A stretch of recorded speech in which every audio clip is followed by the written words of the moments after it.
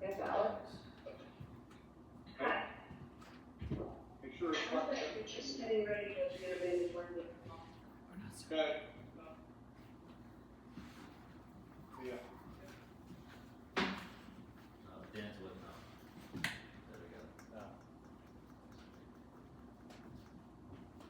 What's up, women, girl?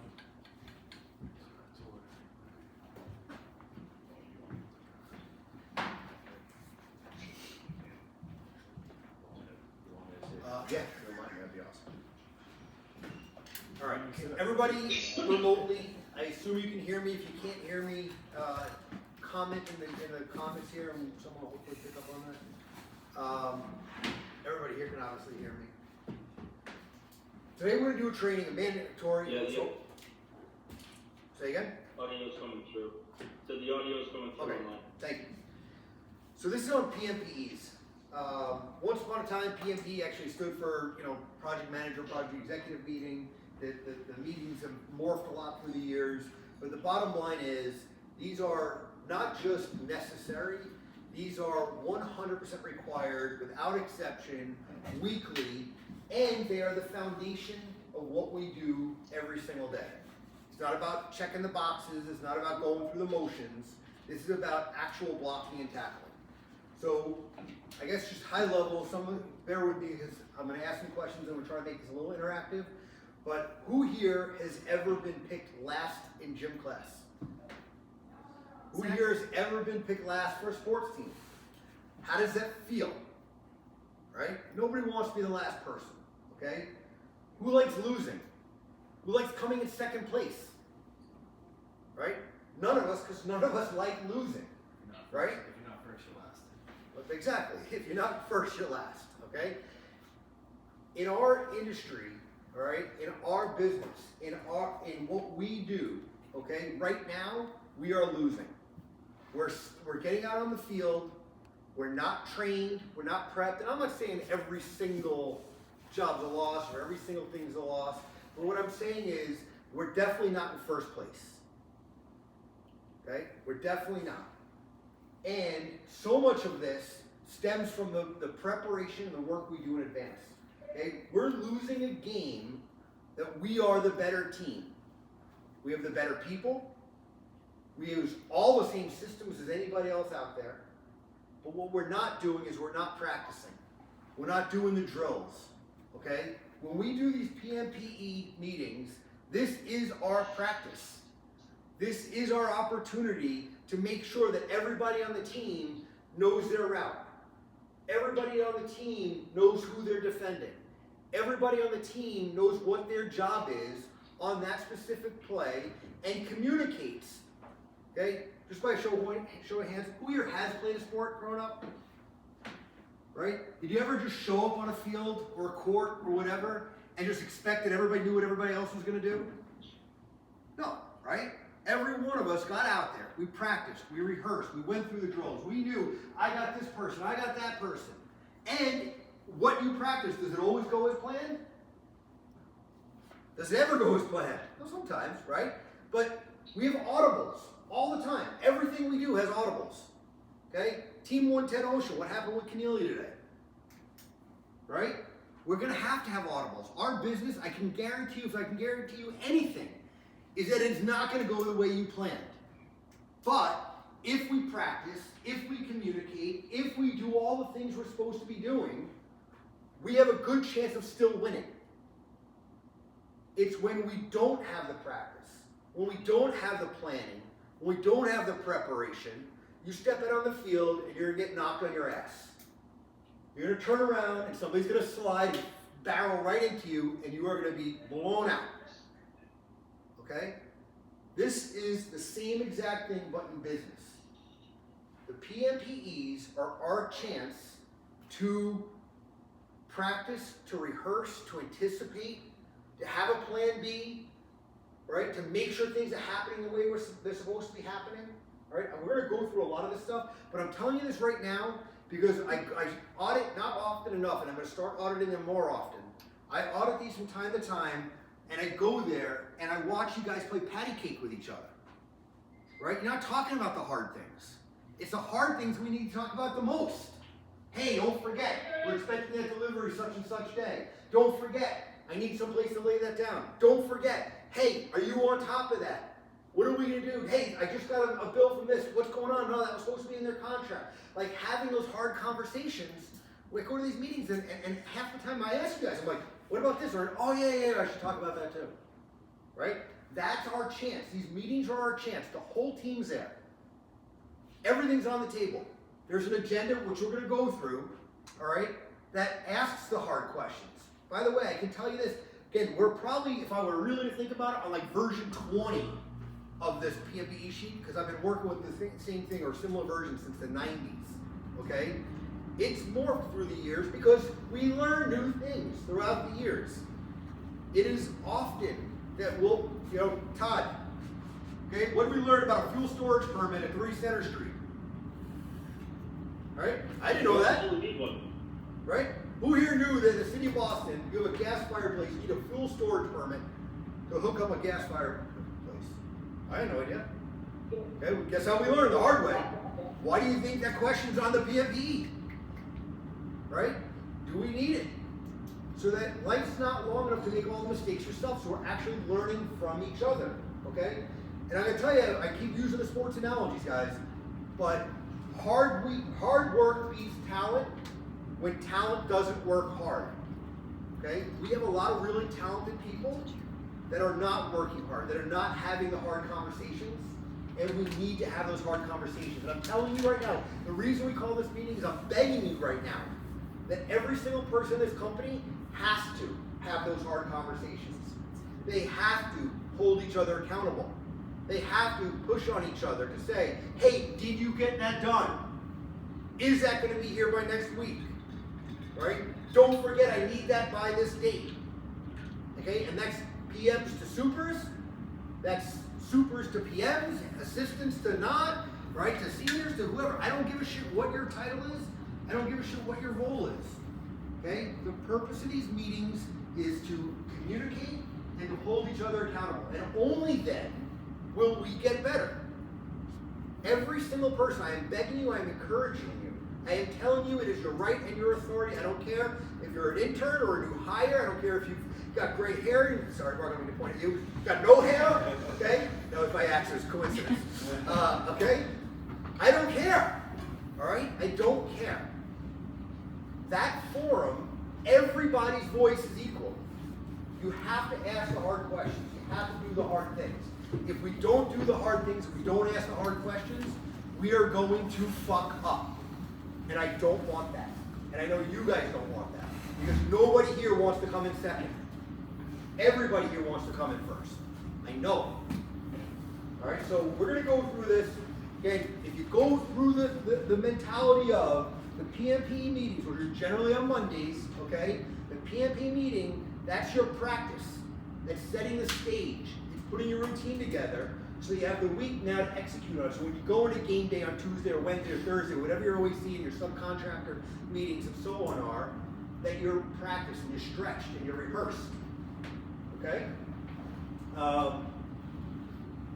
One of the, again, kind of sports things, and I talked about going through the motions at this, ask the hard stuff. If you dog it in practice, if you don't give it your all at practice, okay, you are going to lose. If we think about the PMPEs as our practice, okay, don't go through the motions. Don't do it to yourself. You owe yourself better. You owe your teammates better. All right? You owe the projects and our clients better, the people that are relying on us and trust us. Right? You got to do it. Okay? One last thing on sports thing, and then I'm going to get into actually how we use this. In high school, I played football, wrestling, lacrosse, and track, and in college I did football and lacrosse. And in high school, we were, for the 4 years I was in high school, we were either county or all Long Island champions every year, and we were state champions a couple of years. And my coach, who was an asshole, by the way, I love him, I mean, I don't mean it in a bad way, but like, he literally, if you missed a block, he would be in your face yelling at you. He literally would like spit like tobacco on you, okay, if you missed a block or missed a play. But son of a bitch, if we didn't practice 5 quarters, that was his rule, 5 quarters. Every single day we practiced 5 quarters. We never tired out on the field. We didn't lose. We didn't lose. We were all Long Island every year. I'm 5'9". I was 200 pounds back then, 215 pounds back then. Okay, I was all Long Island nose tackle. In college, I was offensive guard. Okay, I'm 5'9", nothing, because I outwork people. All right, you guys, we have the ability to outwork. We have the ability to practice. We have the ability to plan and prepare, if you put your hearts into it, and if you communicate. And that's what this is about. So I want to go through this because right now I'm going to tell you, and I'm going to try not to single too many people out. If I do, just understand I'm doing it in jest, and I'm not singling you out to pick on anybody. What I will tell you is that most people in this company do not use this form right. All right? There are a couple that do a couple things right. Nobody does everything right. Okay? The other thing I will tell you is that it is intended to be a playbook. All right? It is just like in real life. There's going to be audibles and things are going to change. I expect there will be things that change. I know that sometimes people add a second tab for additional items. I know that sometimes people have supplemental documents. I get it. Okay? It's intended to be a playbook. It's intended to have some audibles. All right? But it is also the backbone and the minimum expectation. That makes sense? Everybody remotely, you can still hear me? I'm cool. Okay, thank you. All right, Okay. and I'm going to tell you again that everything that's on here is on here for a reason. If it's on here, it's because somebody before you forgot it, didn't think about it, didn't ask, okay? This is a playbook. Item 1, progress videos, daily photos, and drone footage. Every single week, these are very simple, yes/no questions. Anybody ever go to like the doctor? First thing you go to the doctor, they ask you like, do you take tobacco? How often do you drink? Right? They're very quick yes/no questions. Very quick yeses. They don't need to be long dialogues. But the reason I ask this right now is daily photos have to be done on every single job without exception. I can tell you right now, there's jobs that don't. Okay? Without exception. Drone footage has to be done every single job without exception. Monthly. What's that? Let me rephrase that. New construction jobs. New construction jobs. Anything that has an exterior. If it's an interior fit out, it obviously does need it. Okay? Pre-existing video. Okay? Pictures and video. Where's my team at 110 also? Got a neighbor right now complaining about crack bullshit, right? How many times, Stacy, dozens, and somebody's come back later and been like, oh, that sidewalk, that wasn't cracked before, but it is now. Team Bartlett, you guys are dealing with that right now, right? How many times over the years having those pre-existing photos has gotten us out of jail, right? Get an jail free card, because you can go and show, nope, that curb was recessed before we even started. Or there was a crack there before we even started. Nope, that branch was hanging off that tree before we even started. Okay? You gotta have your pre-existing photos, your monthly drone, your daily photos, and the last item is EarthCam. Now, again, not every job's gonna have an EarthCam. Again, if it's an interior fit outs, of course it's not. Okay? Most of our jobs do, and you better know it. You better know if your job requires it or not. Because a lot of the jobs is in our contract, but we have to do it. Okay? So yeah, that's true and not true, right? We use EarthCam for two different systems, right? EarthCam, the one that most of us are probably used to, is more of like a marketing for us in the office to see the status of the job site. That does not check the box for security, right? If there's a builder's risk policy that requires site security, our typical EarthCam does not count. Good point. There's also Pro Visual. We There's use other things. Go-to, Stealth, Yep. Ecam, you're using 170 Ecam, right? EarthCam does have that capability, but it's a different system than what our live stream is. So good point. So this says EarthCam, and maybe we can change, Sarah, if you're listening, change the template. It should just say video surveillance. Okay? The jobs are required, we better have it. All right? And this, not just because of the client, sometimes because of us. Right? Where's my Talbot team? What happened yesterday at Talbot? Right? That would have been a get out of jail free card. How great would that have been? Okay? Moving on. Say again? It wasn't inside joke. Yeah. All right. So video doesn't, we don't have to belabor it. You get it. Video and photos. Very simple. Yes, no. Are we doing what we need to do? okay? Stretching, this is the equivalent of stretching, all right? The PM book, first item we get into here is the financials, okay? This is not intended to be a forecast. This is not intended to be an estimate, okay? This is a snapshot of how are we doing. I want to know that you know your job. I want to know that someone's paying attention, right? So it's very high level. This is, what's our contract value? What's our approved change orders? What are our pending change orders? What's our total cost? What are our GRs tracking? What are our GCs tracking? Okay? Are we on? Are we off? Are we trending in a bad direction? Why? Are we doing something that we shouldn't have been doing? Or are we not doing what we should have been doing? Right? This is the high level. Monthly, we're going to do the forecast anyway. It's a high level snapshot of where we are on the job. Okay? Beyond that, we start to get into tab 2 here, which is all the cost issues. Guys. Real quick, Matt, Yeah. back to this. So on the rec numbers, right? Matt kind of breezed over this, but last month as approved, percent complete, current month as submitted, next month projected, right? The senior PMs know that they also do projections in build out, right? So if an APM or PM puts in this projected amount, you go to your senior project managers, here's what I'm projecting, what are you projecting? Right, to see if you guys are aligned. Right, it also tells me, or Matt, or a senior PM, or Todd, when we start to see percent complete here, right, like if we see Blue Hill Ave percent complete 85%, but Jeff's telling me that we're gonna have COs on 2 of the 3 buildings by the end of this month, I might look at it and be like, I don't know if I believe you. Right, so percent complete starts to tell the story of schedule and where we're at too. Absolutely. By the way, I mean, unrelated to the PMPEs, we are starting to do some data mining. We are starting to look at some other ways to harvest information, take knowledge bases, put together agents that can look at and figure out, you know, is that even possible based on historical data, et cetera. Getting all this right, getting our forecasts right, getting our budgets right, are all going to be a critical point to be able to do what we want to do with the AI and with some of the things that we're implementing, or not implementing, but looking into implementing right now. Which comes back to consistency a little bit, because right now, there's no 2 teams in this company that work the same way. I can't data mine, I can't get smarter, I can't take metrics and analytics if I'm measuring different projects differently, right? You're gonna see Nate and I and accounting rolling out new stuff over the next few months as well. That's intended to be more consistent and with consistency to be able to get those analytics, okay? All right, moving forward. Tab 2, okay? Out of scope, in scope. What's out of scope? Go ahead, one person, out of scope. Change order. Who's change orders?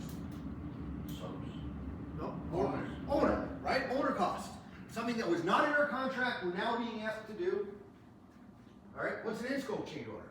Something we own in our contract. Something we own in our contract. Now, by the way, it is possible that a change event starts out as in scope and flips to out of scope. So for instance, like with an allowance or something, you know, or police details, where if you had a $50,000 allowance, right, it's in scope until you hit 50, and then it switches to out of scope at over 50. Not gonna get into that detail here now, but the basis is you need to know out of scope means it's an owner exposure, in scope means it's an us exposure, okay? Do I expect to see every single PCO, change event, owner change in here? Is that the intent? What is the purpose? Testing you right now. One person, raise your hand. What is the purpose of the PMPE? What is it? Have the conversation. Have the conversation. What items do you think I want to see here in the PMPE weekly in the out of scope and in scope? You raising your hand? Or is this happen to be up? Okay? Out of scope, do you want to know any contentious PCOs? Yeah, I want to know items that either require conversation, it's contentious, there's a chance to fix it or change the trajectory of the direction that's going. Hey, look, if we don't do this, then we're going to have an exposure. But if we do this and we correct it now, we have a chance to fix it. Right? Yeah, or like 6 figures and over, right? Like a large amount, right? Yeah. Something that's been trending for a while. If it's been out there for 3 or 4 weeks and the client's starting to get barky in the OACs, you're like, shit, we better wrap this up because it's starting to become an issue, right? I want on the PMPE sheets, not everyone, I can go print out the change event log and the PCO log on a Procore. I don't need you guys to do the same work twice. I want the items here that require a conversation. I want the items here that the PM and the super need to get on the same page about. I want the items here that, you know, it's gonna come up in the OAC because it's been lingering for a while, right? I want these items here so we can put them to bed, so we can have the conversations and wrap it up. Yeah, or if you've been waiting for the sub to get you one price for 4 weeks and the client's getting out. Right. Like this the APM or PM's chance to put it on here and say to me, Matt, Mark, Melissa, Kyle, whoever, say, hey, we gotta chase this person this week. Like I can't, me in my seat, like Zach, me in my seat can't go into this OAC again and tell Steve LeFair that I'm waiting on this price for the 5th week in a row. Right? Like I can't. Like I'm gonna look like an idiot. Right? Help me. A good example of a Steve LeFerrier and PMP item. Calls me this morning, first thing this morning, like 7 o'clock this morning, okay? Which for an owner is first thing, all right? Matt, I need to talk to you about, do you know about this particular issue? And I did, because thankfully, in a PMBE a week earlier, it came up and we talked about it. And when Steve asked me about it, I had the answers, I was able to respond, I was informed, I calmed him down, I mentioned the sub in questions already on an S&P, I walked him through what the S&P was. He goes, oh, I feel so much better knowing you're on top of it. It was it. Conversation was over and extinguished before it started. That could have been a shit show, right? But because in that particular instance we used the PMP that we're supposed to, I was informed, knowledgeable, we were able to put it to bed. We have action items we gotta follow up on, okay? But at least from the client's perspective, thank God I have Waldell in my corner, right? All right, next item, tab 3 here. This item here is overlooked too often. And I'm gonna talk about this one in particular because, not just because there's real accountability here, but this is an item that has cost us literally millions of dollars as a company. That's millions of dollars that should have been profit that instead got into redos, okay? What is an NCR? Raise your hand, what's an NCR? Not one person. Non-compliant report. Who issues an NCR? Architect, structural engineer, perhaps a building inspector if they come out and reject something, they don't like something they see. All right? How do we as a company track our NCRs? Excuse me? Observations. Okay? We purposely livened up and used, not a lot of companies use observation reports. We purposely use the observation reports to administer, to track the NCRs that are issued. What happens, has anyone here seen an NCR? I know you have. Give me an example. Usually they're combined. What's that? Usually they're combined. Like Yeah, bill well, report, Yeah, NCR. that's Well, what- so that's what I was going to come back to. So often, especially the bigger jobs, an architect will actually issue a very deliberate NCR. Non-compliant report, went out to go inspect the access panel. The access panel was supposed to have, you know, taped flanges. It had exposed flanges. Non-compliant, go ahead and fix it. Okay, those are easy. What happens when an NCR is really a wolf in sheep's clothing, right? How do sometimes NCRs come up? They get buried in a field report, right? You're reading through the field report and the first paragraph seems lovey-dovey, right? Walk the site, everything looks good, and sometimes, okay, good, file it away, right? Wrong, right? We file that away, the very next paragraph might say, but in reviewing the, you know, the structural columns, I noticed some inconsistencies in the puddle welds. Please go back and have your welder go back, you know, re-weld that or fix it, right? And if we're not watching those little things that come up sometimes hidden in an architectural report, then they fly under the radar. Okay? What do we need to do? What do you need to do? What do you need to do? Be better at noticing those things. Not just notice it, but the second you notice it, what do? You go into your observation report, right? Upload it. Yeah, Send it to upload the it and sub. say, Fixed well joint per paragraph 2 of field report number 26. Back Right? on two steps, let's read the damn thing. Well, that's what I'm saying. It's not enough to take it and file it away. You have to read it. You have to read every word of it. Okay? When should we address an item that comes up in a field report? Right away, as soon as possible. If it's something that is simple, okay, sometimes they are and sometimes they're not. But if it's an issue like rebar stirrups should be 6 inches on center, we observe them 12 inches on center. The second you see that, the superintendent makes the correction, it's fixed, it's done. And the correction action is done. You take a picture of it being corrected, you send it back out, close the item. After the architect's confirmed it. Close the item. Right? Sometimes it's got to be discussed. And at the PMPEs, this is when you discuss it. Right? At the PMPE, you put it on, say, all right guys, what are we doing about this? All right, to not embarrass anybody in this room, I'm going to tell you about a job from 47 Hunting Street in Somerville. We did, I don't know, I'm making it up. What was the year we had the 3 feet of snowstorm? It was like 2016 or so, is that right? 10 years ago, all right? 10 years ago, on that job in our field reports, there were dozens of structural deficiencies that had come up that were so benign. They were stupid and they were easy, and frankly, most of them were already fixed. But what didn't happen was, nobody documented it, nobody got it back to the architect, nobody got it back to the structural engineer.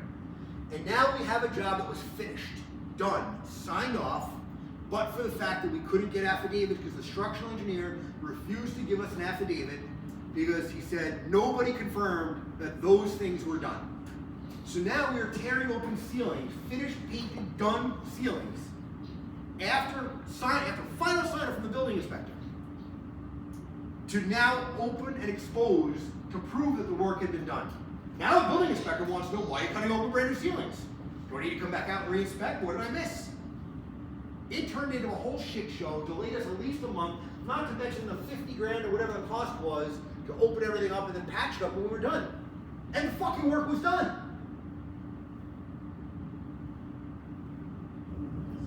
Sound familiar to anybody? The reason this is on the PMPE is not because I've got nothing better to do with my time. The reason this is on the PMPE is to force the conversation. But that only happens when we follow the playbook. It doesn't happen when we gloss over, we skip over steps. So again, on here for a reason. It's not just the NCRs, or it's not just the NCRs. It's also, again, the ones that are hidden in a field report. It's also ones that are generated internally.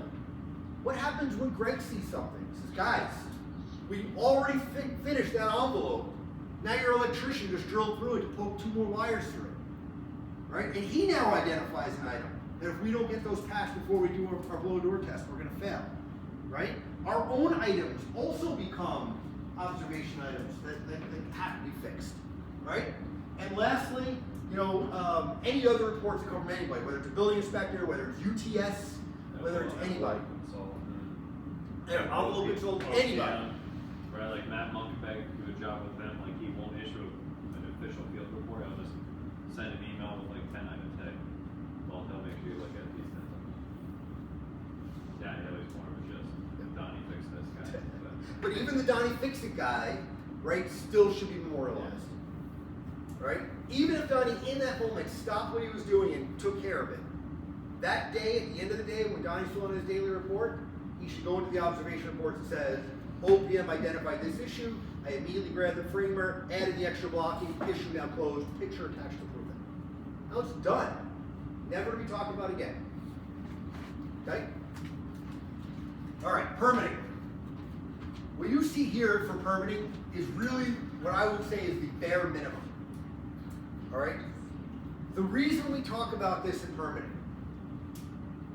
and I'm not going to get a ton of time on this one, but suffice it to say that every city, every municipality can be just a little different.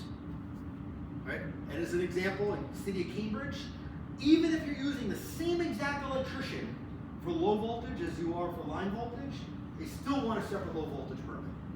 Whereas in, say it? Yeah, we'll say in Boston, but a lot of small municipalities, if the low voltage is on the electrical drawings, they'll say, you don't need it, it's already covered under your electric permit. Better fucking ask the question though. Right? The reason why it's on this report is because we've been burned. What happens if you have a low voltage electrician that's doing AV? You have to pull their own permit? You have a different guy that's doing video surveillance, they have to pull a permit?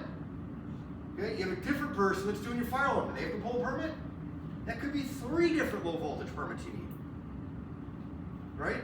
You have to, the reason we have this is to ask those questions, because way too often we're trying to get final sign off and someone will come back and be like, yeah, no problem, I'll sign off, just let me see your gas permit. Oh, is that included in my plumbing permit? No, not in this city, it's not. That's why you hear me and others every time a new job starts asking the question. Did you find out? Do you need that? Okay, we go back to fuel storage using the city of Boston. I already mentioned the fireplace connection. When else do you need a fuel storage permit? Covered parking. Covered parking, how much?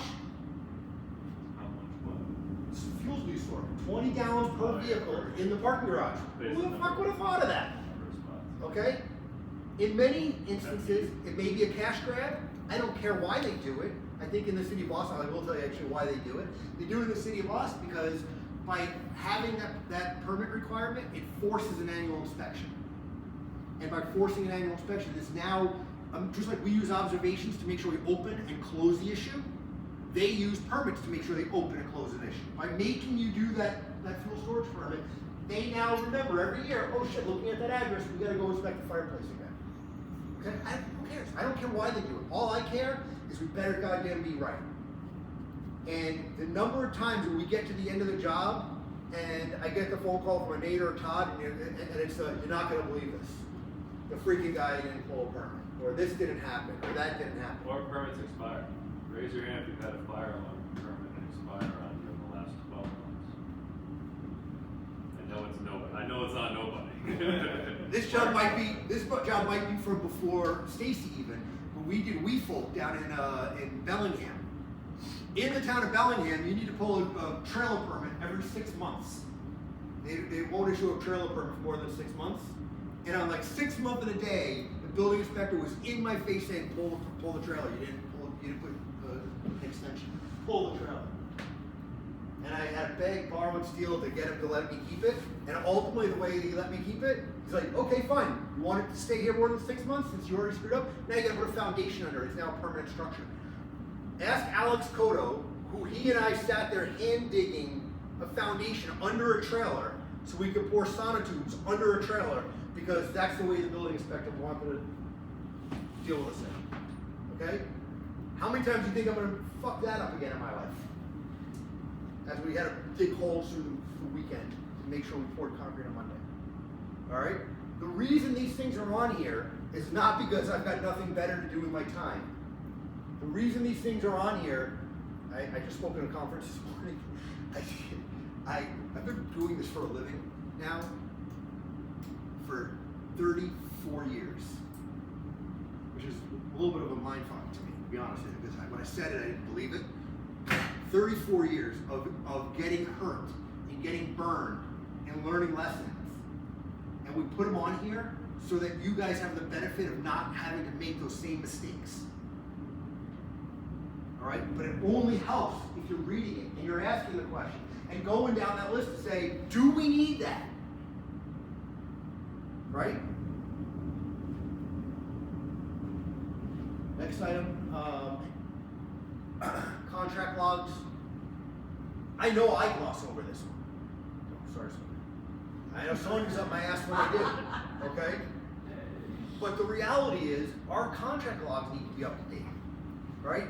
Are the subcontractors' insurance is expiring? Are our insurance is expiring?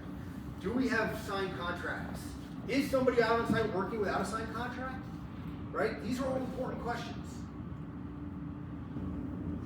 The contingency allowance logs really is more of a GMP type issue. We don't do those on every single job. But again, if it's not necessary, very simply, not applicable. All right, and now you have it for the rest of the job. Right? Submittals. You're gonna get the theme by now, but some of this is gonna sound repetitive. Do I want to see every single submittal here? No, What submittal do I want to the see? important ones, ones with long lead time, ones with any issues. Exactly. Okay? The ones you're not getting from the subject. Yeah, you need help? You need, hey Matt, I need your help. Hey Nate, I need your help. You gotta go help me chase this down. Or hey, we've got an issue. You know, it's calling for this light fixture here, but I don't think it's gonna fit. You know, what do we do? Can we talk about this? Or the light fixtures that I see in the spec book call for 2-weight, but it's only a single phase job. What do we do? Right? Forces a conversation. Okay? Is it gonna affect the schedule? Does it work? Do we have it bought out? Right? All the things that are relevant and critical at a PMP that I want to know about. Okay? Superintendents. You guys are not loud enough when we get to this section. Superintendents, you need to be up the project manager's ass and saying, I don't have the cut sheets yet for that embed. I'm tying rebar right now, and I don't have a cut sheet to know how I'm tying it in. I haven't seen the anchor bolt layout yet. We'll be happy to know Joe sent me 3 emails this week. Perfect. Good Okay? job. Those conversations have to happen. Superintendents, be loud and obnoxious when we get to this section and something's holding you up.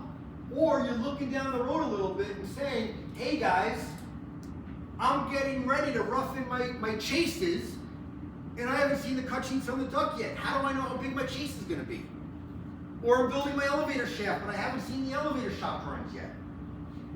Or we're coordinating structural steel and I haven't seen the elevator shop drawings yet, or the CMU shop drawings, or the fucking 37 whales. Do you know we built an entire elevator shaft without rebar in it?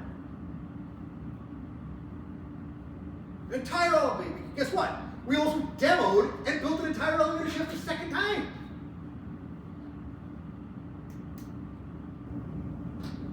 Guys, I cannot stress enough how important it is to force these conversations. If you're a superintendent and you haven't seen the rebar shops yet from your mason, and the mason's out there working, you better be ringing some fucking bells in this meeting saying, guys, where are my shop drawings? And if you're filling this out and you don't know what's critical, ask. Let's go to the other side.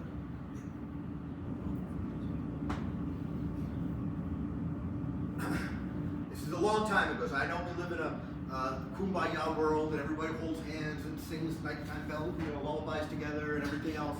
But there was a time and a place where my boss used to always say, if there's not tension and friction between the PM and the super, if they're not raising their voices at each other every once in a while, they're not doing their job. Because at the end of the day, it's our job to build these buildings, and sometimes it does require us to push each other and to hold each other accountable and to ask the hard questions. Okay? Critical buys. I forget what job we were on, but I almost wanted to stand up in the middle of the meeting. I did want to stand up in the middle of the meeting, thought it was inappropriate, and go give the super a hug because it was in the middle of the meeting, and the super's like, guys, where the fuck is my framer? You don't award that framer. How am I going to get panels in time? I'm going to have a podium done by such and such date, and you haven't even hired the framer yet? I was like, I love you. Okay? But that's what we need. Right? That's what we need. I need you guys communicating. That's what this meeting is about. So when we talk about critical buys, again, in the theme of, do I want to see all of them? No, but I do want to know where my critical buys are. I want to know which ones are going to affect the critical path. I want to know which one's going to have a budget bust. I want to know if, and by the way, why is there a frog in my office, right? If you have to eat a frog, eat it for breakfast. Too many times in my life and in this company, there has been a budget bust. There's been I'm making a $100,000 hit we're going to take on plumbing. And rather than eat that frog and get it done with, it gets kicked down the road, kicked down the road, kicked down the road, kicked down the road. And you know what ends up happening in the end? Not just do we end up eating the $100,000, but we waited so long to get it that now we're doing the site work out of sequence and we're signing T&M tickets for the site guy to do stuff out of sequence. Oh, and we didn't coordinate with the framers, so now we got to go back and cut walls out and cut floors out, right? we think we're gonna fix things sometimes by kicking it down the road, and we usually only make it worse. So eat that frog, do the hard stuff, have the hard conversations, okay? Bring it up right in the meeting, say, hey guys, I'm concerned. I'm going through my bid tabs, I'm going through the exhibit Bs, and the best I can tell you is I think we're gonna have an issue with this. What do you recommend? And you know, whether it's the senior PM that's there, or the elevated to Nate, or Nate elevates it to me, one way or the other, we're gonna figure it out. What we're not gonna do is we're not gonna hide it. Okay? I think that's it on critical buys. Critical deliveries. Again, superintendents, I am squarely looking at you guys in the eye right now. Superintendents, you guys own the schedule. Superintendents, you should be guarding that schedule as if someone's coming for your house.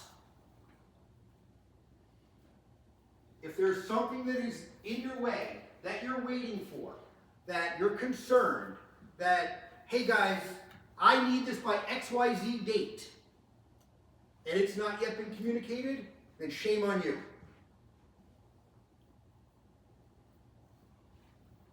I need you guys talking about the hard things in these meetings. That's what has to happen. There's a reason why we keep missing schedules. It's embarrassing. The reason we're missing schedules is because we're not asking the hard questions, we're not pushing each other, and we're not holding each other accountable.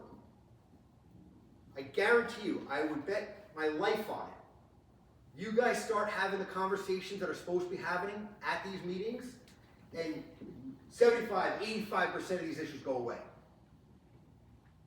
There's gonna be a Pegasus or APEC, who's based in Codman?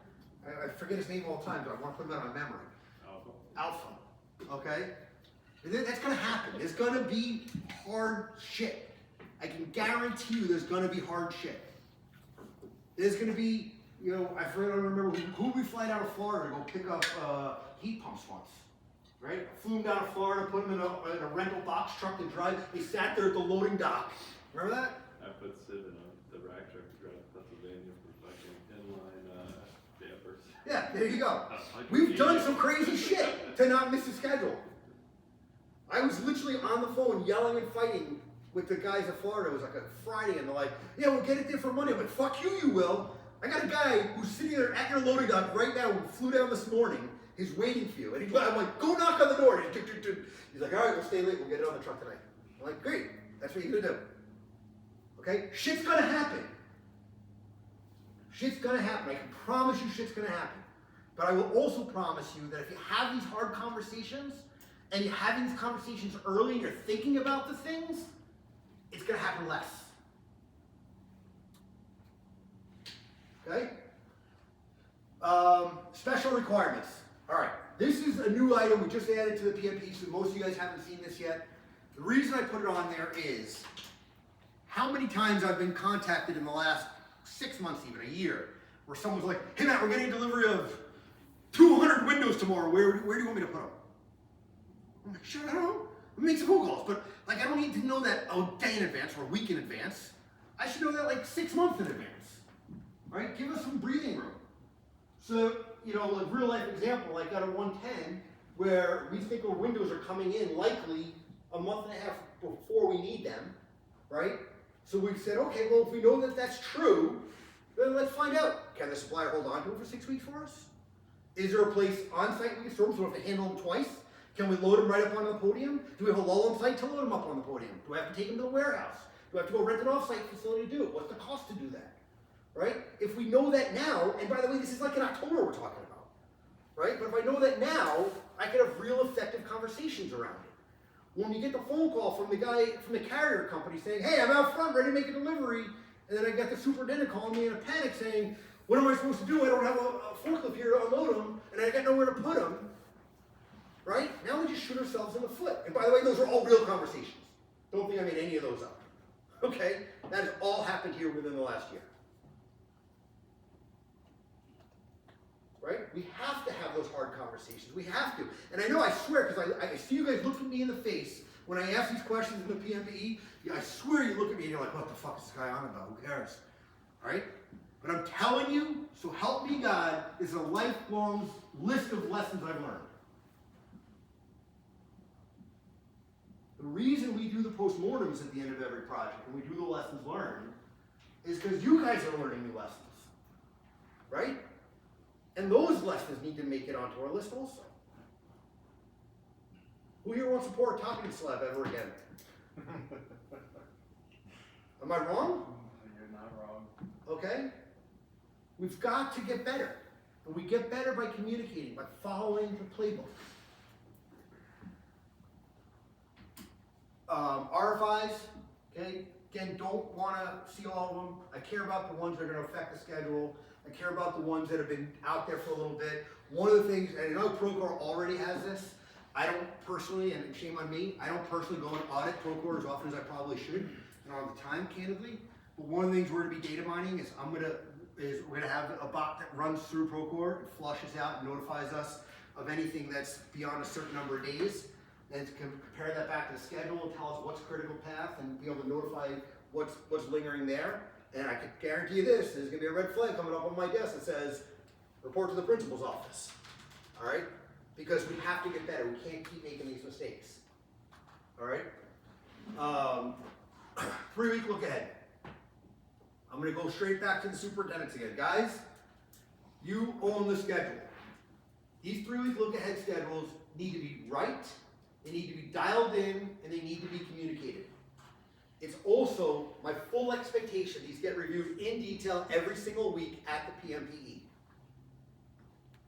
So at the PMPE is our chance to do the final review, not compare it together. They should be prepared before the PMPE. And the PMPE is the last review that you do as a team so that you get the two-way communication saying, hey, have you thought about this, or is that really gonna work? So that then in the subcontractor coordination meeting, you can then distribute it. And in the owner's meeting, you can then distribute it. And at that point, it's been collaborated. Okay? This cannot be looked over. I'm telling you, so help me God, this is probably one of the most important things we can do in the PMPE.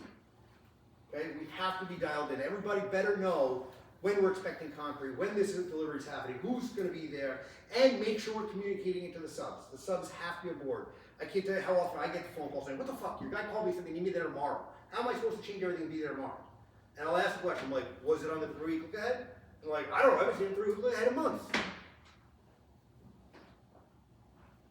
That can't happen. That cannot happen. Everyone needs to know the 3-week look ahead, and everyone needs to communicate the 3-week look ahead, right? So like PMs or APMs or senior, right? When you guys are talking to your super that morning, you should already know what should be happening on site. Right? So it should be a check-in. Hey, did America show up today to do the countertops on the 4th floor? Per the 3-week look ahead. Right? 3-week look ahead has to be tied to your master schedule, and everyone needs to know the next critical milestone. When we miss a milestone, do we ever make it up? Never. Never. Never. All the rosy goggles in the world, we never make it up. Safety. Safety is pretty straightforward, all right? Unless there's some glaring major issue, okay? Usually the safety we go through is earlier in the job. You know, where are we for our site safety plan? Do we have is it designed? Is it rolled out? Are the subs following it? We don't need to get into a whole lot of detail here unless there are either safety concerns or if there's a new hazard about to happen. Guys, we're doing when we set up the crane, for instance, as 110 Ocean, we better have a really detailed safety discussion that week or the week before to know, are we shutting down the road? What do we do for police details? How are we swinging the stuff? Where the truck's going? How do we do it for sidewalks? We need to get, all that stuff needs to be worked through in advance, okay? So when that happens, we better having harder conversations, but generally, we have a really good safety program. We're very proud of our safety program. We just need to know that we're implementing it and then thinking about the extraordinary things. Okay? Closeout, again, there's a reason we start tracking closeout at the beginning of the job. Frankly, I could have left this off here. I put it on here years ago on purpose. And the reason we did is that a lot of our subs finish early, right? When does your concrete guy finish? 10% into the job? If you're waiting for his closeout until 14 months later, 18 months later. It's gonna be a shitload harder to get his closeout docs. Right? Instead, if you're doing it as the job progresses, it doesn't have this big accumulating workload at the end. Right? So we do that on purpose. When are, like, things like as-bills. When is the best time to do an electrical as-built? When you're doing the roof, when you're running the wires. Or underground sanitary or whatever. It's when it's live. Right? Otherwise, what happens is a year later, I go back and I say to the team, you know, hey, where are we with the as-bills? I'm like, oh, how am I supposed to know where that is? Huh? Go get GPR, go get a GPR, go figure it out. Right? But if we're tracking it as the job's progressing, it's easy. Right? Let's not make work for ourselves. Alright, so that's the reason all this stuff is on here. It's just easier to do it when it's live and fresh. Think about it routinely throughout the job, and the closeout at the end is not such a bear. Last two items here, scroll down. Alright, issues discussed. So I really have to say, what's the issue? Anything you didn't discuss in tabs 1 through 11. Exactly. Okay? If we've done our job elsewhere, usually there aren't a whole lot of issues. Okay? There may be an issue like, hey, the governor's coming to the site to announce the new whatever award. True story from St. Therese. You know? Or, hey, you know, the client wants to run a walkthrough with the city of Boston to, you know, whatever. Or, hey, right? There are other issues we can discuss that are not critical, so we have a section for other issues. But if we've done our job right, most of the project-related stuff has already flushed its way through in the rest of the document. And the last thing I really asked about is the vacation. Why do we do that? Coverage, right? Let's be a team. If I know Nate's out, I plan for it. I purposely schedule fewer meetings for the week he's out. I purposely, you know, clear some time because I'm like, all right, some of the things that would have been on his plate, maybe that week I've got to be there to cover for him. So I don't get a call from Mark asking where Zach is on Monday. Yeah. Okay? This is just about communication, guys. This whole document is about communication.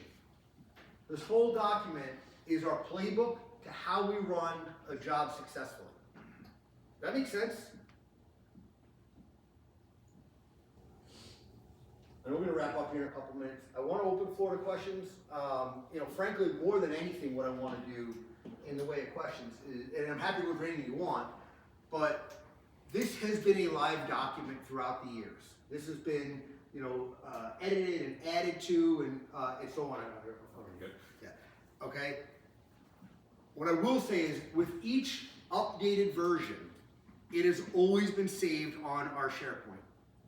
So when you start a new job, the best thing you could do is go to the templates folder and get the newest template and not copy over from a previous job. I know a lot of people tend to just copy from a previous job. That's not a good idea, because if we've made an update, if, you know, if there's an improvement, if somebody learned a lesson, they may have added it as a tab or added it as an extra item, okay? That is a live document that will continually be improved from now until forever. All right, so I implore you to please go and get the current template and not just do a save as from a previous job, okay? And anyway, so what I started saying in this questions part, if anybody has any recommendations, you can certainly bring it up now. You want to talk to me, you know, privately, that's fine too. What do you think? Questions?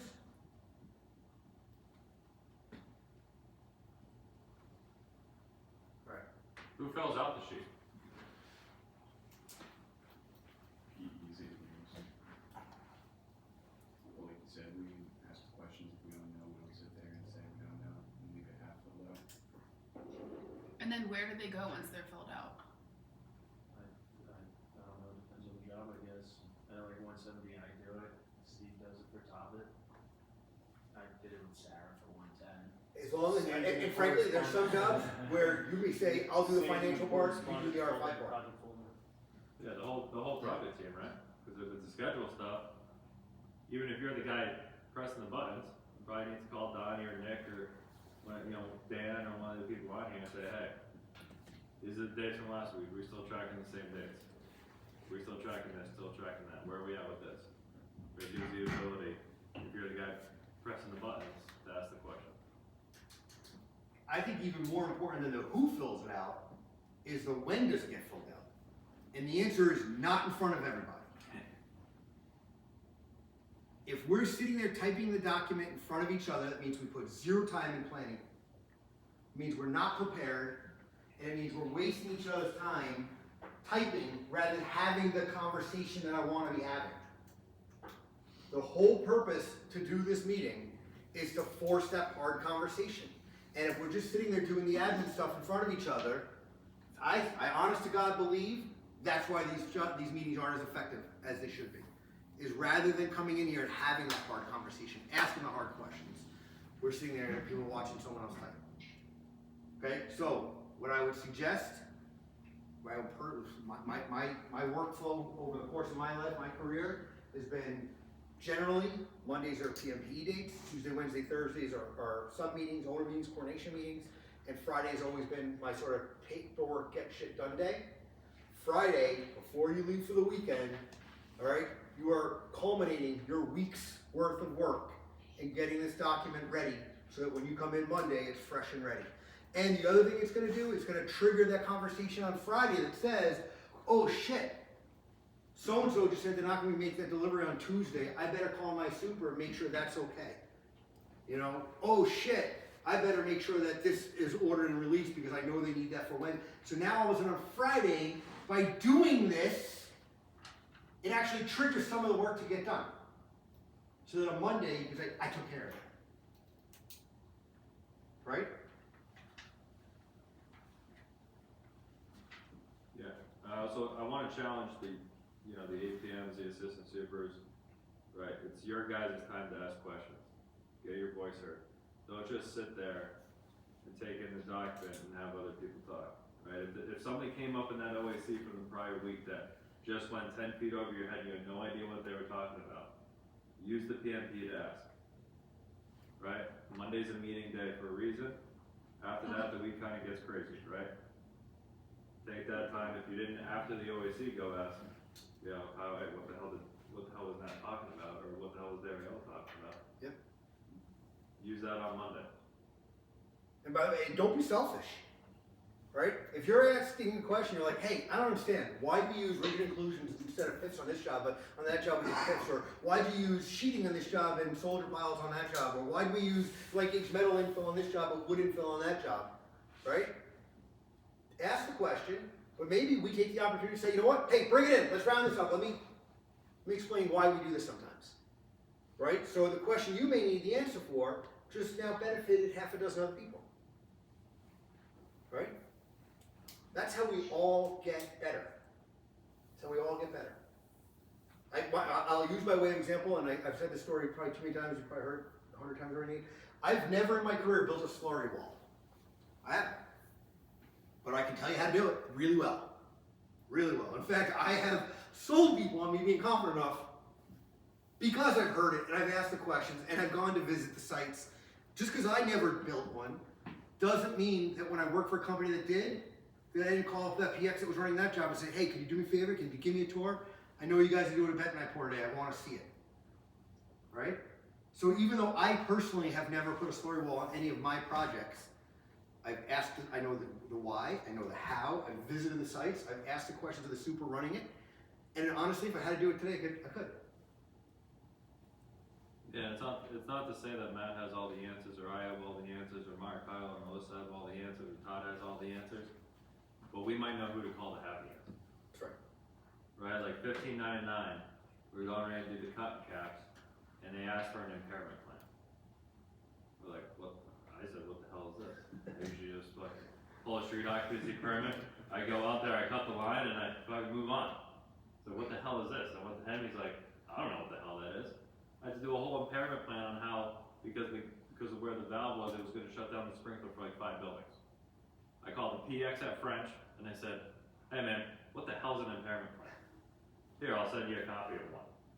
Basically rinse and repeat it. I said, thanks, appreciate it. Right? Like, so sometimes it's that easy. Other questions?